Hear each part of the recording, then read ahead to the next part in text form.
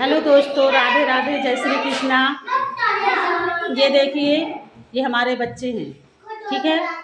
और शासन के नियम को देखो कि बड़े जो बच्चे हैं तो वो तो घर में है ना, उनको कोई धूप नहीं लगती और कुम्हला जाएंगे।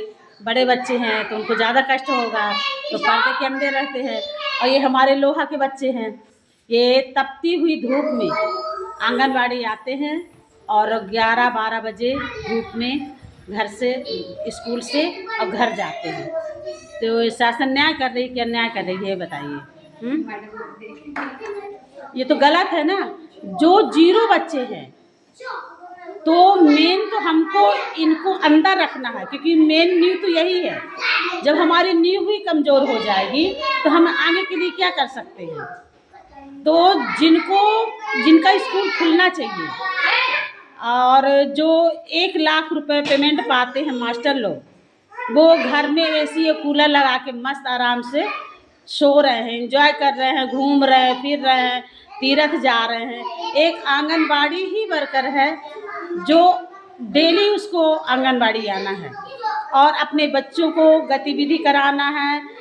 और उसको बोला जाता है कि आप 2 बजे तक सेंटर में रहिए और भोजन आए अथवा न आए, मगर आंगनबाड़ी वर्कर डेली ही अपना स्कूल संचालन करती है, साथ ही अपने बच्चों को लाती है, फील्ड में आती है, पूरा काम करती है।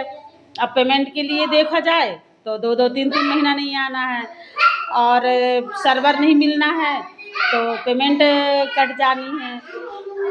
ये तो अच्छी बात नहीं है ना। जब हम काम रात दिन करते हैं, मेहनत करते हैं, ना धूप देखते ना पानी देखते, और फील्ड का काम भी करते हैं, अपने बच्चों के साथ भी रहते हैं, तो सर्वर नहीं मिलता तो इसमें हमारी क्या गलती है?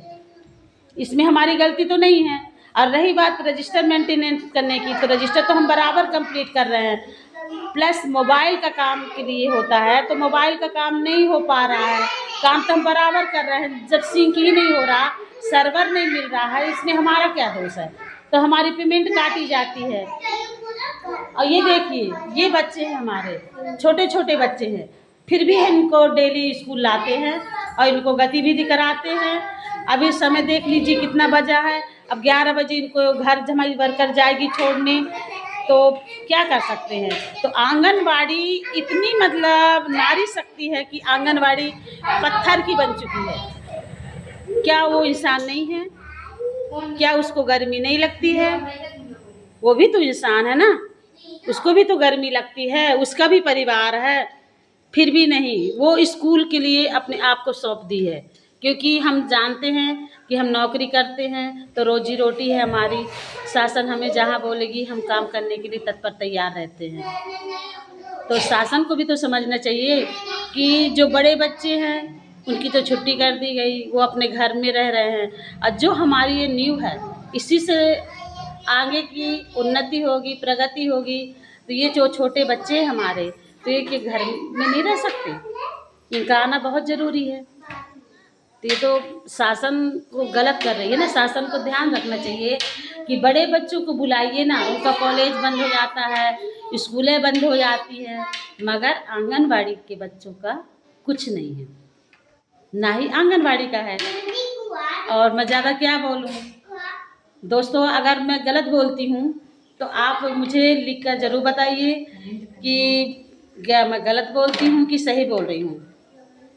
हम भी इंसान हैं, हम भी सोचते हैं कि हम भी कुछ दिन अपना घर में रहें, अपने परिवार के साथ रहें, और हमारा भी दिल चाहता है कि हम भी थोड़ा सा कहीं घूम फिर लें, मगर नहीं, हम कहीं नहीं जा सकते। बीमार होते हैं तो भी आते हैं, क्योंकि यहीं लेटे रहेंगे फिर भी आना पड़ता है।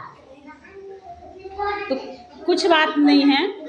वैसे भी आंगनबाड़ी बिल्कुल पत्थर की बन चुकी है, पत्थर की एक मूरत है वो। जो 1 लाख पेमेंट पाते हैं ना, वो उनको तकलीफ नहीं होना चाहिए। और जो 15,000 पाती हैं वर्कर, रात दिन मेहनत करती हैं, वो ज़्यादा बीमार नहीं होती, क्योंकि वो धूल और मिट्टी से इतनी पक चुकी होती हैं कि उनको कोई फर्क नहीं पड़ता है। फिर ये तो ईश्वर की देन है, थोड़ा बुखार तो लोगों को आना ही आना है, मगर हाँ, मिट्टी और धूप हर चीज़ से आंगनबाड़ी वर्कर पक चुकी है, उसको कोई फर्क नहीं पड़ता है। ठीक है, इसी के साथ मैं रखती हूँ। राधे राधे, जय श्री कृष्ण।